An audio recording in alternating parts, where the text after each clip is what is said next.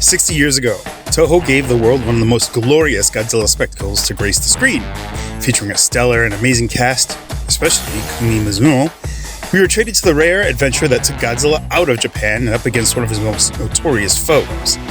No, I'm not talking about Invasion of the Astro Monster, I'm speaking of Ebirah, Horror of the Deep, or more commonly known as Godzilla vs. the Sea Monster, a much lauded but personal favorite of yours truly, and I'll explain my absurd reasons why in today's retrospect.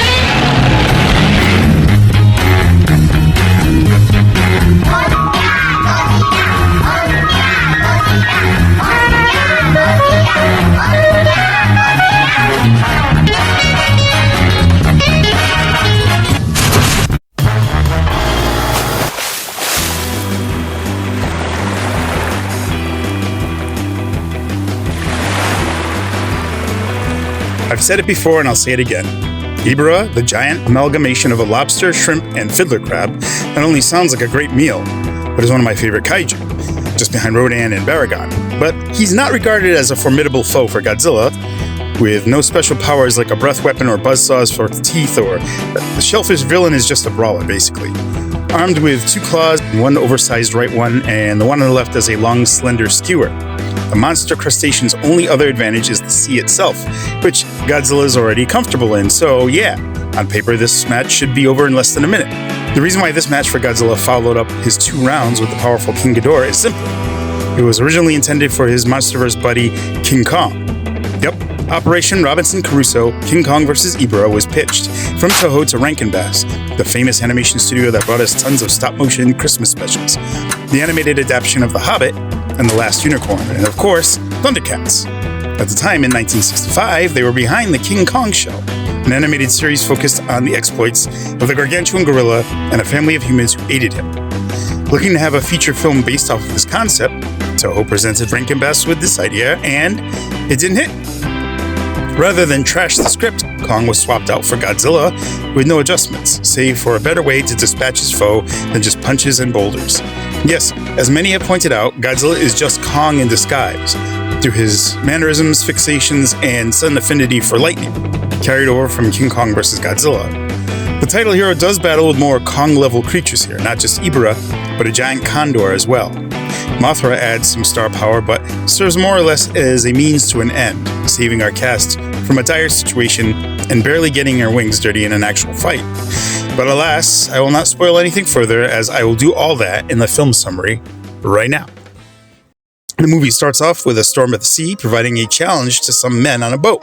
Before they can land on Gilligan's Island, a ginormous claw surfaces. We are left to assume these guys are f***ing dead. Cut to the amazing 60s era pastime, a go-go where 2 of our main characters, Ichino and Nita, are doing a dance marathon to win a boat. They're met by a constantly bewildered young man named Ryota, hoping to join in to also win the boat. But the go-go has already been in on for about 2 to 3 days. These guys trust Ryota enough to take him for a coastal cruise to check out the fancy yachts, even breaking in and entering one, where they run into a 4th main character, a suspected bank robber named Yoshimura, played assertively by Akira Takarada. After inviting these 3 strangers to sleep over on his boat, man, trust was big back then, Ryota takes the boat out to sea while the rest were asleep. Long story short, he's looking for his brother Yatta, who was lost at sea months ago and will stop at nothing to find him, despite the chagrin of his shipmates. The same fate befalls the 4 as a ferocious storm develops and their boat is destroyed by a monstrous red claw, leaving them to find themselves ashore on an unknown island. After encountering a fugitive native woman from Infant Island named Dayo, played by Kumi Mizuno, who is being pursued by a presumably communist paramilitary called the Red Babu, led by Akiko Harada's Captain Ryui, they learn that the island is a stronghold of its organization, and guarding it is a mutant shellfish named Ebirah, whose only known Achilles heel is a yellow liquid made from the fruit on the island. Wanting to learn more about this mysterious group, the castaways sneak into their base and learn that they are developing atomic weapons and enslaving natives of Infant Island to produce the Ebirah repellent liquid. Upon being discovered, the team scrambles to escape, but Ryota inexplicably gets his leg caught in a weather balloon and flies away, leaving the rest to spend the majority of the movie sneaking, risking, running, and hiding until they stumble upon a sleeping Godzilla within a vast cavern. Looking to find a way off the island, the remaining hatch a plan to awaken the King of the Monsters in hopes that it'll cause enough of a diversion for them to somehow make it off. Godzilla does wake up, but only to fight the monster crab Ebirah waiting for him in the ocean. To do first a volleyball with some giant boulders, and then they throw fisticuffs in which Godzilla gets the better out of Ebirah by toasting him lightly with his atomic breath. And Ryota, meanwhile, perfectly touches down on Infant Island where his brother Yatta has conveniently been all along. And, with the Shobojin and the Islanders, seeks to free their own, who have been taken as slaves of the Red Bamboo. They enlist their deity Mothra to join in, but her lazy ass just wants to sleep, so we all know this will be a last-minute thing. Back on Leichi Island, Godzilla tries to go back to sleep. Is every kaiju tired in this film? But is rudely awakened first by fighter jets, then Kumi Mizuno, and finally the true star of the film, Bandai's fan poll result winner, Giant Condor. After he deep fries the turkey, Godzilla goes on a "I'm tired, but y'all don't let me sleep" rampage. Proceeds to trash the Red Bamboo base just in time as our heroes escape with the Infant Island captives. However, all is not well as a detonator was set to nuke the whole island. The remaining Red Bamboo try to escape, but their repellent has been sabotaged, rendering it useless, and Ebirah resurfaces and rocks their boat. Godzilla spies Ebirah again, and our Red Lobster calls him out for some cheddar biscuits while their timer ticks down. The heroes work with the Infant Islanders to make a large net to ride in hopes that Mothra will wake the hell up and hightail it to their location. Godzilla, having treated himself to some lobster claw, returns to land just in time to take his exhausted anger out on Mothra. But she ain't about that life, swats him with her big-ass wing. Picking up a net of people, way less than what there was originally there, she flies off. Godzilla stands alone wondering why everyone's leaving now. The main cast try to call to him to jump and get off the island, and he does, just as the whole place is consumed in an explosion. The people presumably return home, and the end.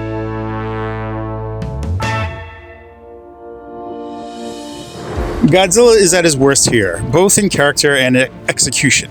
Actually, the Son of Godzilla suit is worse. The Daisenso Goju suit is baggy, goofy mess with a big wide mouth that flaps like a trapdoor. It almost feels like it was designed for someone with a bigger frame, as his body shifts and contorts from a lack of inner fillet. Even the claws on his hands seem constantly bunched together as the actor's fingers would slip out of if opened up. As I mentioned at the beginning of this video, Godzilla's personality is more aligned with Kong's as a creature who didn't want to get awakened and spends a good portion of downtime trying to take another nap. In one case, sitting upright. His fighting style, from throwing rocks and waving his arms around in a simian manner, scratching his nose in an odd fashion, and taunting Ebirah, all feel more in line with Kong's lane as well. And of course, his sudden fixation on Dio cements his identity crisis he endures throughout the film. Mothra is also at her worst in this adult stage. I can't decide if the marionette is the same from her last two appearances and is just as raggedy and dirty, or as if this is a intentionally new prop. She spends most of the screen time a matte painting, which looks like a little odd when compared to her physical prop. When she finally does wake up, the wire work is not on the level of the fluid movement of the first two outings. The wings flap stiffly. And one of the closing shots, the whole puppet shifts side to side while carrying the basket of castaways.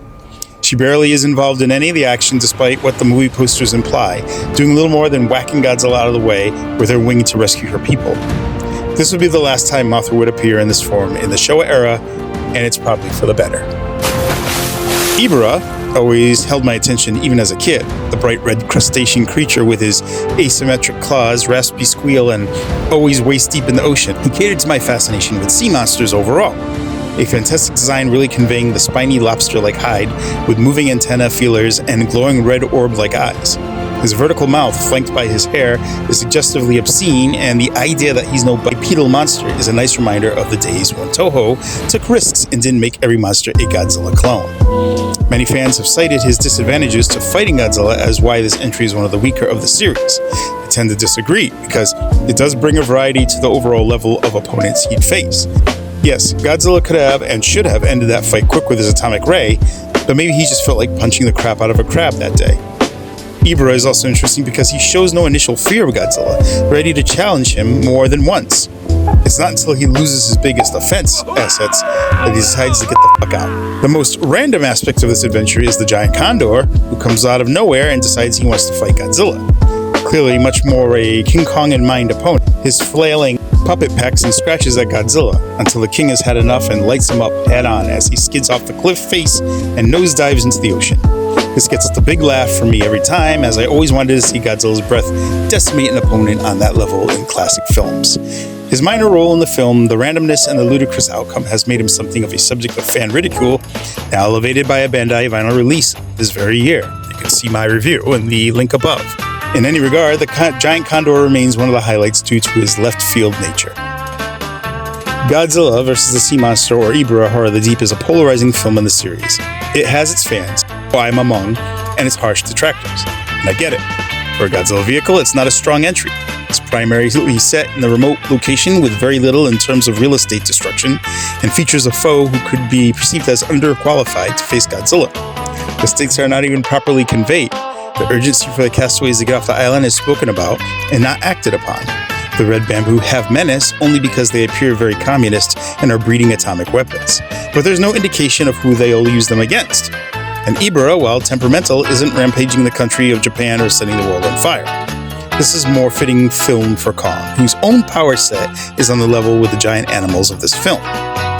Those points being made, I personally enjoy this film for some of those very reasons. It ranks somewhere mid to high in my Showa list. Masaru Sato's score reflects the tone as well, with a mix of 60s beach pop and some sweeping adventure toning. Most of the character choices, both human and kaiju, are unrealistic, but a purely escapist spectacle featuring tropical island locales, militant villains, and giant monsters.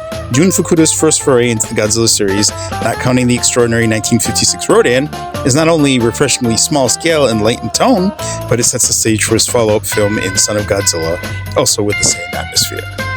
While I wouldn't recommend this as an introductory to those unfamiliar with Godzilla, I also wouldn't dismiss it either.